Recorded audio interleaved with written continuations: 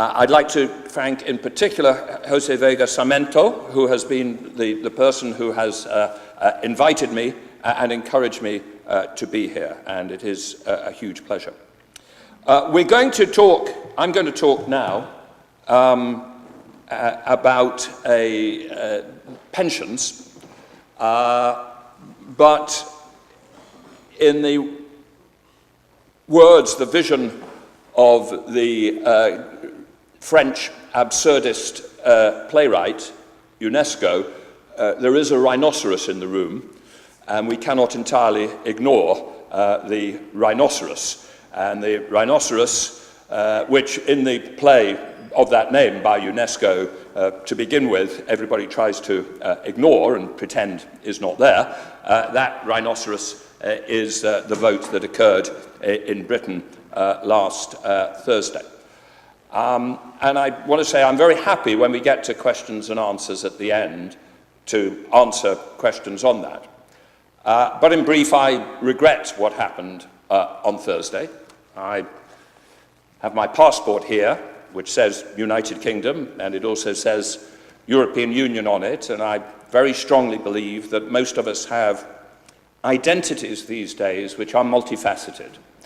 My parents were English, but I was brought up in Scotland. I am a proud British citizen. I am, in many ways, above all, a Londoner, because London is a city with a very strong commitment, but I'm also a European. And as I came through the airport last night and went through the European Union passport system, I really did feel quite sad that I think in 5 years' time, inevitably, my passport will not say European Union on it. But although I think that overall vote for the UK leaving the European Union is now, although I regret it, irreversible, I think what Britain being out of the European Union could mean many, many different things. And it is important that cool heads, both in Europe and in the UK, make what being out, make what that means as best as possible. I think it is quite possible that we will end up with a relationship with Europe which in economic terms is very similar to that which Norway has. I think it is possible that we will have a political relationship which, while we are outside the European Union, will be one of incredibly close friendship and cooperation. And I think it is absolutely vital that both in Britain and in Europe, people are aiming for a result which is the best possible thing to pull out of what, to me, was a very unfortunate vote last Thursday.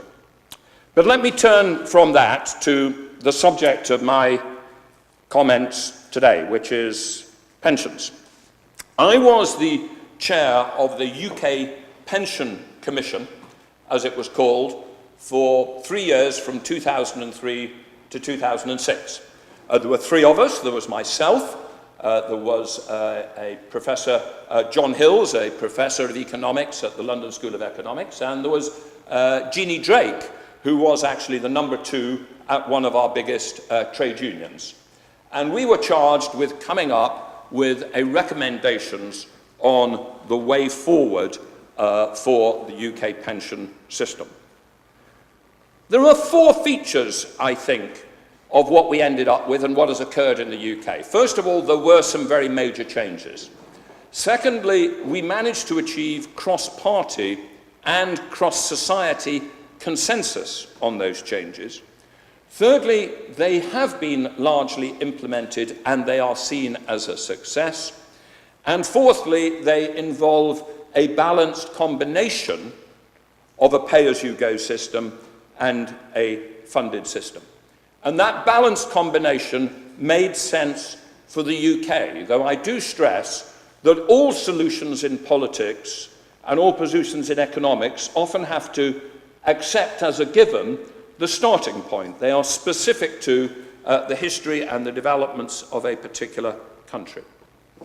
The fact that we managed to achieve cross-party and society consensus reflected the fact that we used a very analytical approach, but also a very deliberate process of political debate with stakeholders across society to try to get consensus on what the facts were. And there were three elements of that consensus. The first was that the demographic factors were fundamental and required us to do some significant change, and we had to persuade people of that. The second was that the total amount of pension provision that people were going to have in retirement, if we just left things alone, was not going to be adequate, and that people were not saving enough for their retirement. And the third was that an entirely voluntary system, an entirely free market system, would not work.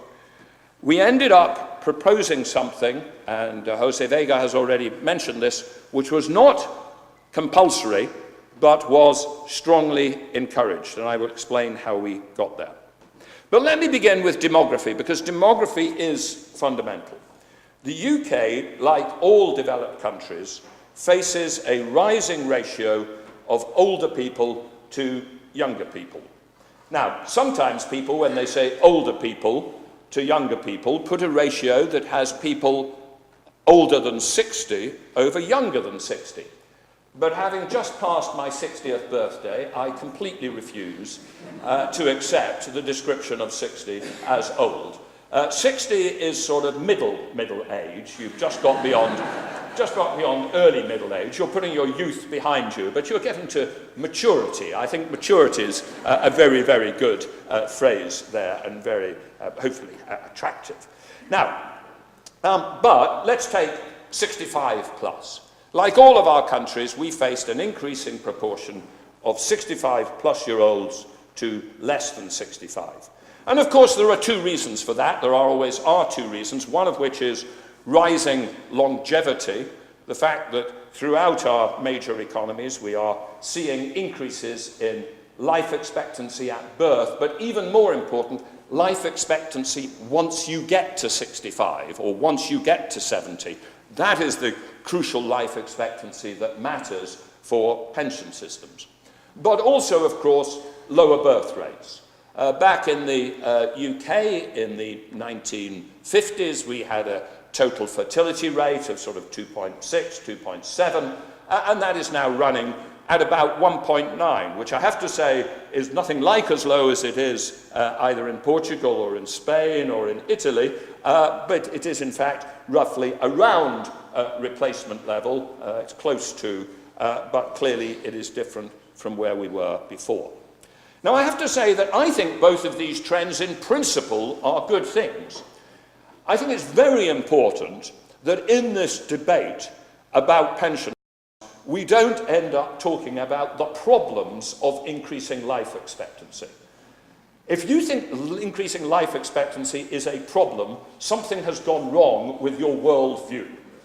Increasing life expectancy is one of the most wonderful things that modern science, better diet, better medicine has delivered to us. And we've got to turn it into a positive development rather than seeing it as a problem. And I actually also think that whereas I do believe that birth rates down at 1.4 or 1.5 are a problem, I think actually for the whole world, I'd rather have birth rates at about 1.9 or 2 than at 3 or 4 or 5, because I think population stabilization is a good thing for the world environmentally. So I insist on seeing these things as essentially positive. But they clearly create challenges to which public policy has to respond. And I do actually want to repeat the words of the minister, who did quote from me, that they are problems, this increasing ratio of above 65-year-olds to below 65-year-olds, they are problems both if you have a pay-as-you-go system and if you have a funded system. It is clear in a pay-as-you-go system that you face a trilemma. As the increase of the number of people above 65 goes up, one of three things is going to happen. Either you are going to make those retirees poorer relative to society by giving them less income, Or you are going to impose on the working age population higher taxes or contributions, or you are going to have an increase in the retirement age. And it is as simple as that. There are some things which are just mathematical truth. And one of the things that we spend a lot of time in the Pension Commission doing, actually with video conference town halls with 1,000 people in 4 locations across the UK, was explaining to them that there was some mathematics at the centre of this, and that you could debate about which one of these you wanted. You could debate about whether you wanted poorer pensioners or higher retirement age or higher taxes and contributions, but you couldn't walk away from that choice. You had to accept one of those choices. Now, it's obvious with pay-as-you-go, but it's also important to realise that even if we do have funded systems, there are problems. In any system of pensions, you have a group of people who are not working, but are consuming some resources, and they must be supported by somewhere a group of workers who are producing stuff, but not consuming all that they produce. That, as it were, real resource balance in the economy is there. The cash flows work in a different way. They work not through taxes and state pensions, but through dividends and funds and privately paid pensions, but you still need a balance. In a defined benefit, and we used to have in the UK private defined benefit pension systems, you have a balance between retirees that the company has to support and the current workers. And we've now actually ended up, not just because of increasing longevity, but with industrial change, with some extraordinary and completely unsustainable imbalances between the number of people being supported by pension funds and the number of workers in the remaining company.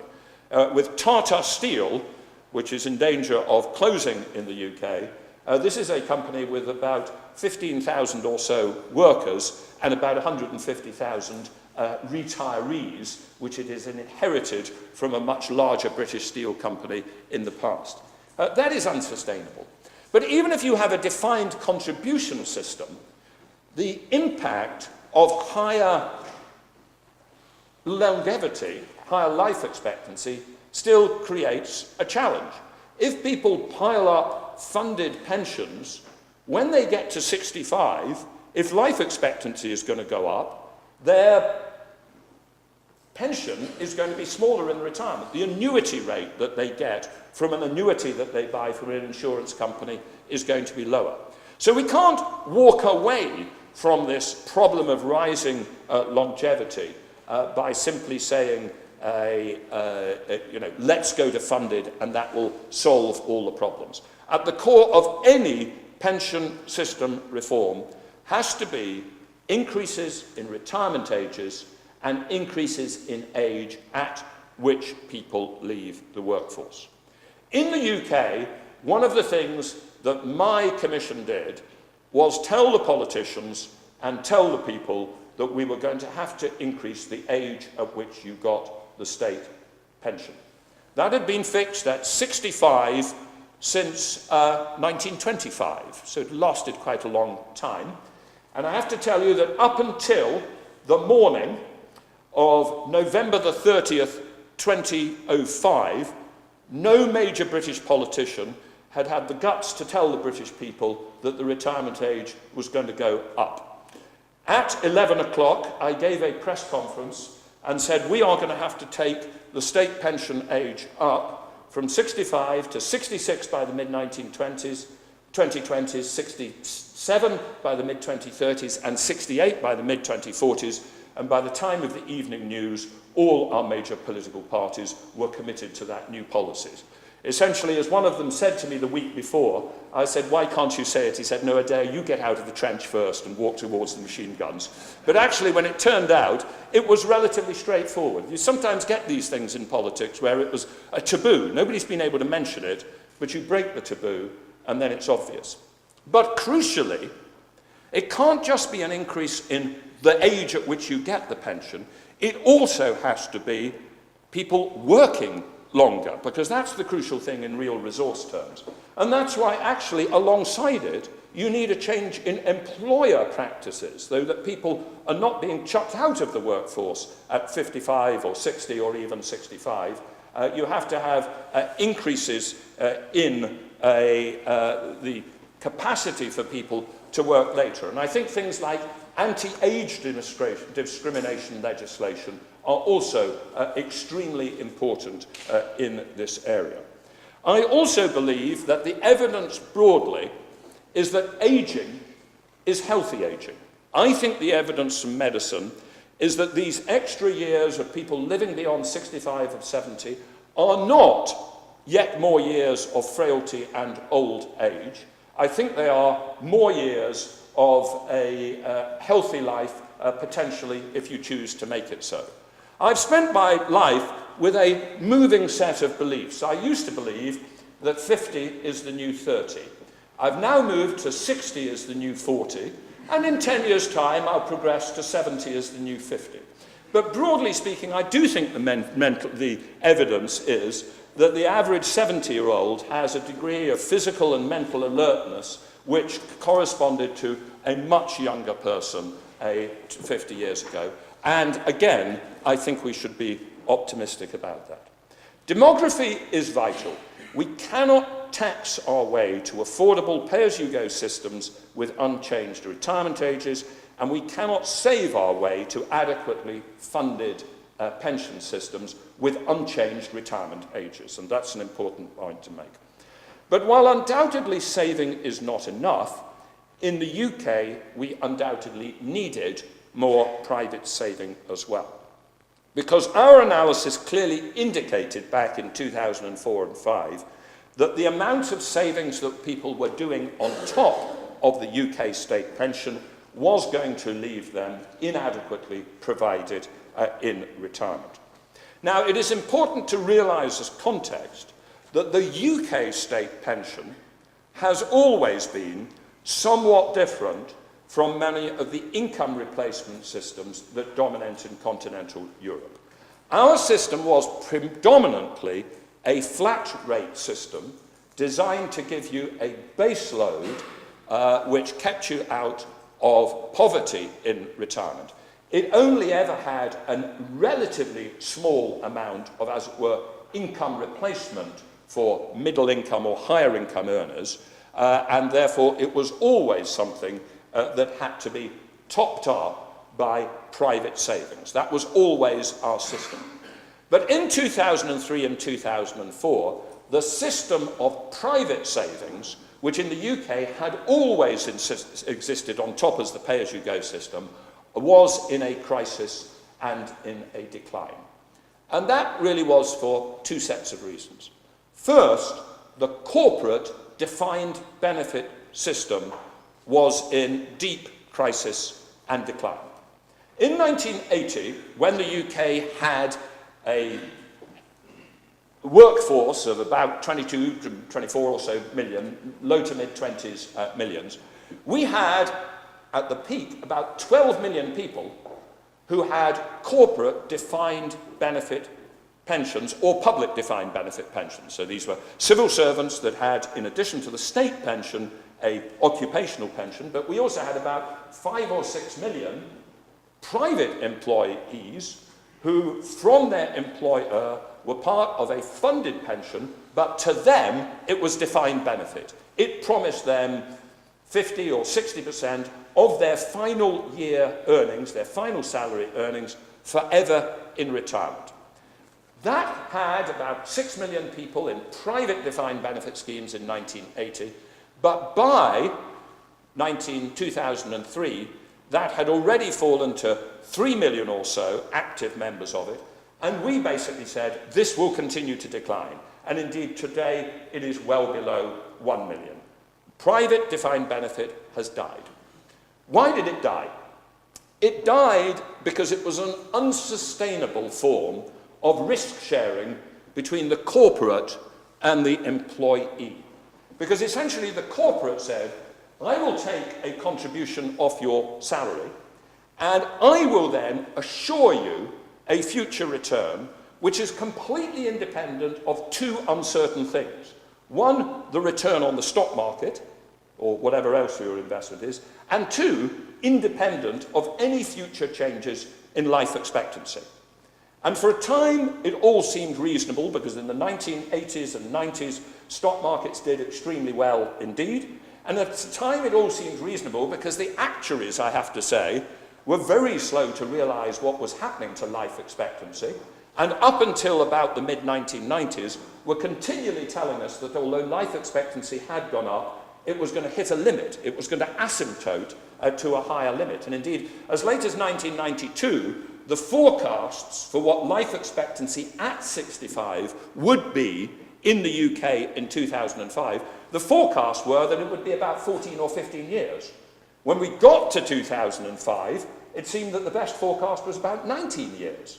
Now, all of that risk was borne by the corporate defined benefit pension schemes.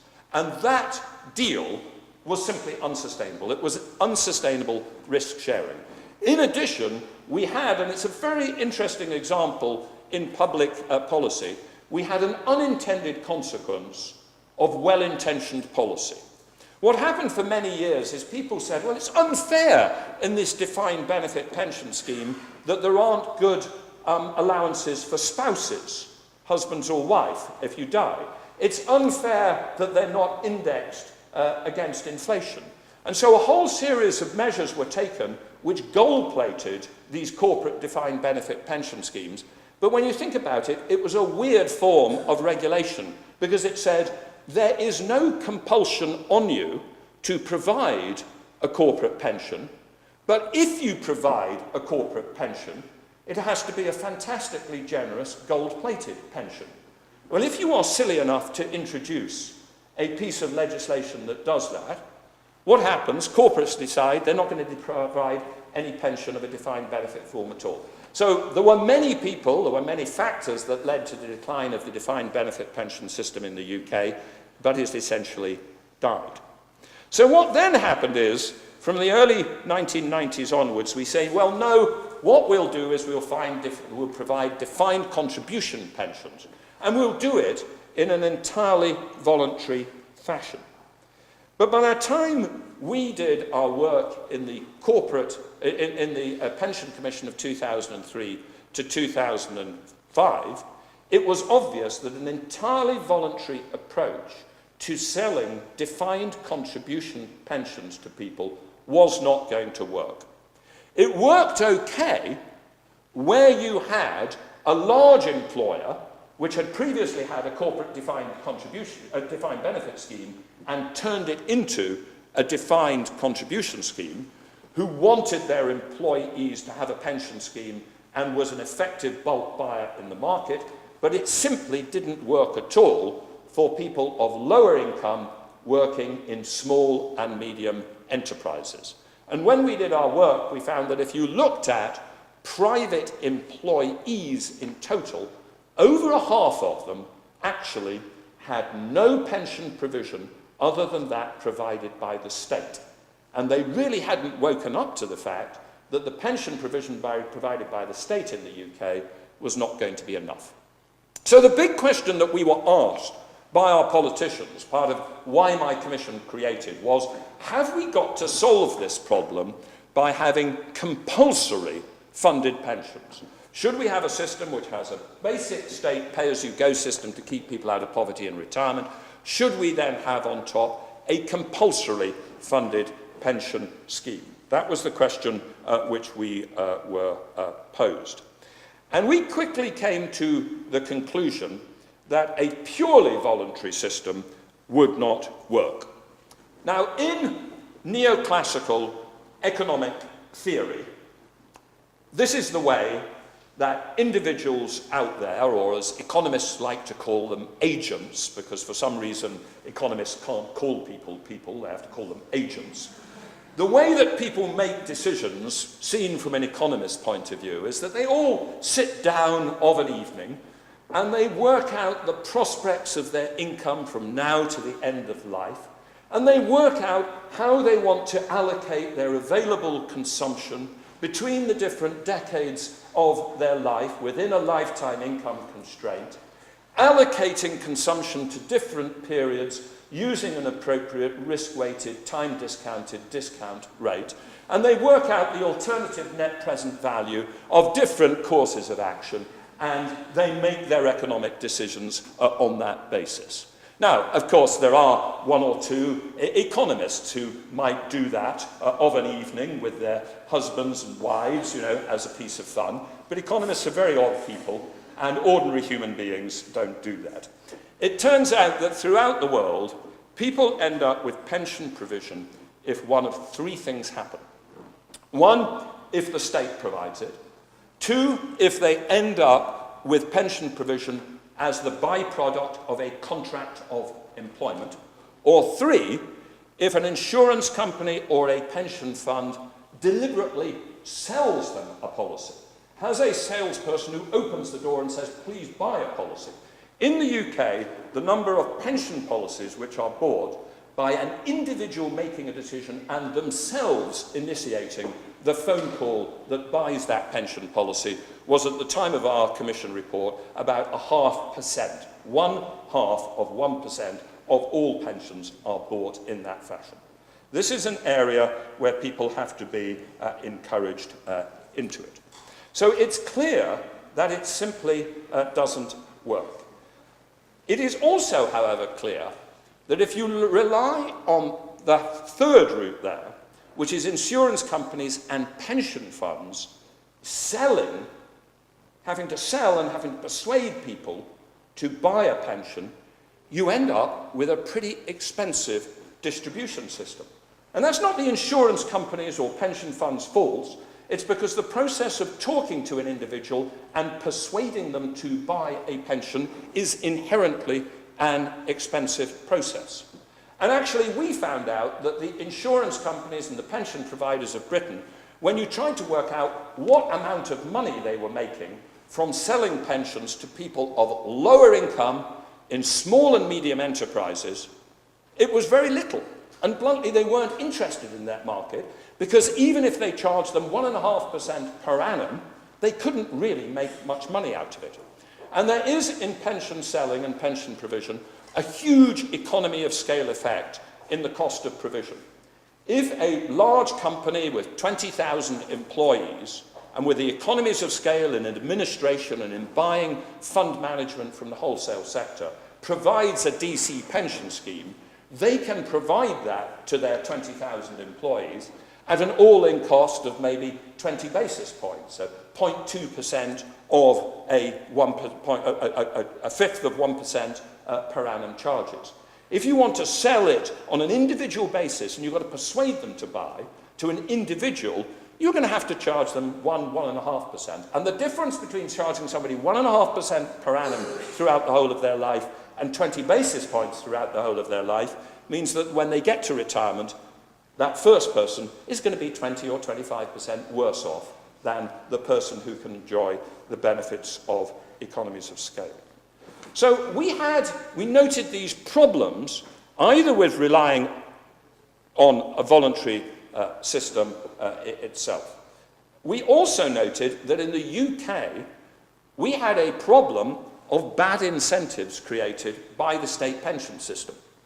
Because although I've described the state pension system as a flat rate that kept people out of poverty and retirement, it wasn't actually quite high enough even to keep people out of poverty in retirement for a particular reason, which is that back in the 1980s, to make the state pension system affordable looking forward, we had decided not to increase the retirement age, but to do something else, which was to index the state pension to prices, not earnings. But because we indexed it to prices, not earnings, it was slowly going down and down as a percent of average earnings. But we had a definition of poverty, inadequate income in retirement, which said we want people to have a certain proportion of average earnings. So we ended up with a state pension which wasn't even getting people up to our defined level of poverty. So what we then did is we introduced a whole load of means-tested benefits, which said if you don't have private pension provision and you're below the poverty line, we'll give you some money to top it up, but we'll means test that so that if you have some private pension, we'll take that off your state benefits. Now you can see the problem for a person of low income, relatively low income, but not absolute bottom income, in a small and medium enterprise. They would save in a private pension, they would pay a high cost to the pension provider, and then when they got to retirement, the government would say, well, 30% of your pension, that belongs to me, to make up for the fact, as an offset against means-tested benefits. The net effect was that, frankly, for a lot of people whom we wanted to save, it wasn't a very good deal to save. So those were the problems which we were trying to deal with.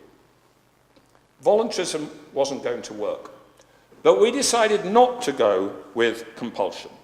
Again, the combination of things that we put in place was as follows.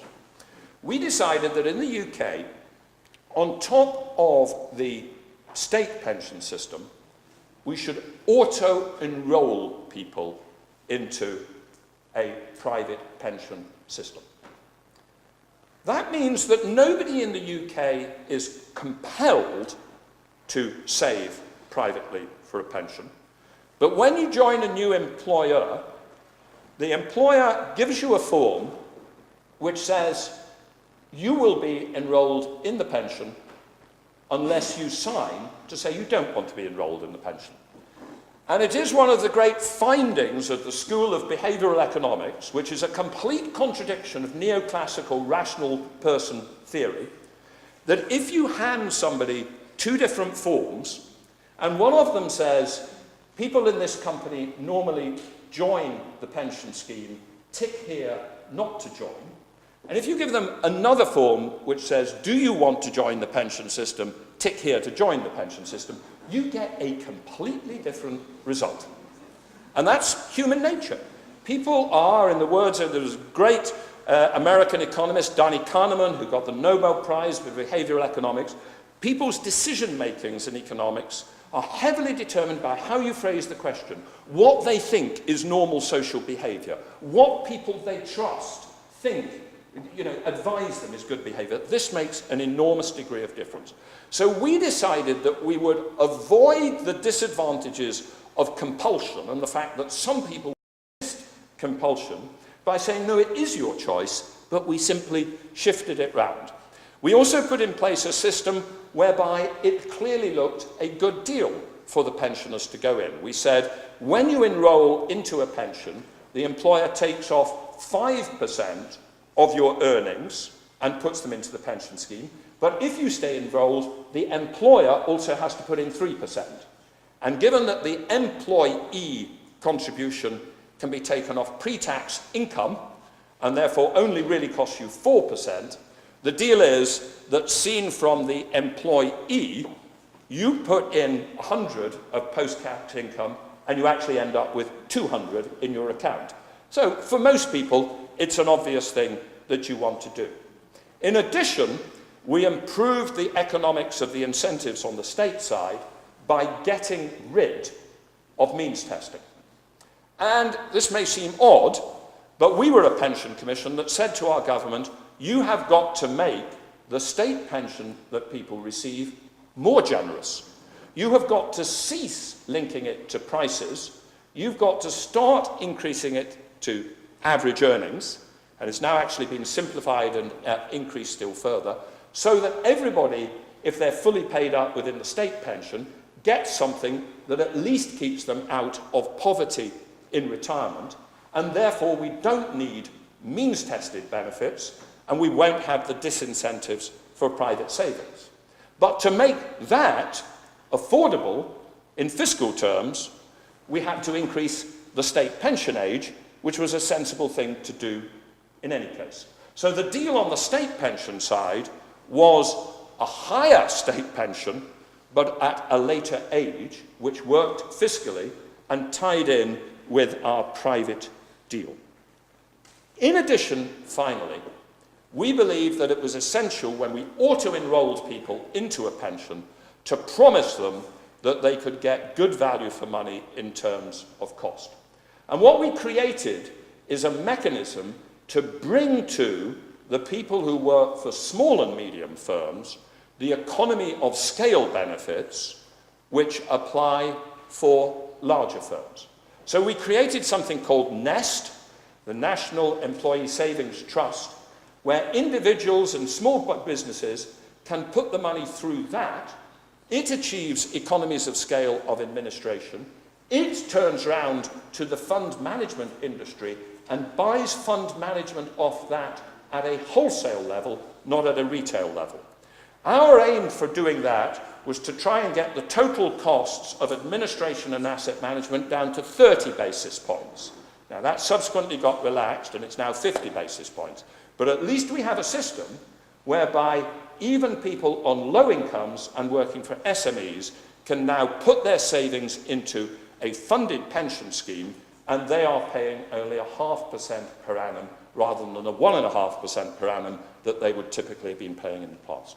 So we ended up with a package of measures, a more generous state pension at a later age which was fiscally affordable, an auto-enrollment rather than compulsion scheme into a funded system on top of the pay-as-you-go state pension, and a mechanism to bring to people of lower income and working for SMEs the economies of scale in administration and in the bulk buying of asset management that naturally accrue to an employee of a large company or to an employee of the state. And overall, that was implemented by the Labour government. It commanded support, and it has continued to be in place. And indeed, the one feature of it, which I think has succeeded our wildest expectations, is auto-enrollment. We thought auto-enrollment might take up savings rates from 40% of people entering the pension scheme to 70 or 75%, but it's typically run at 90%.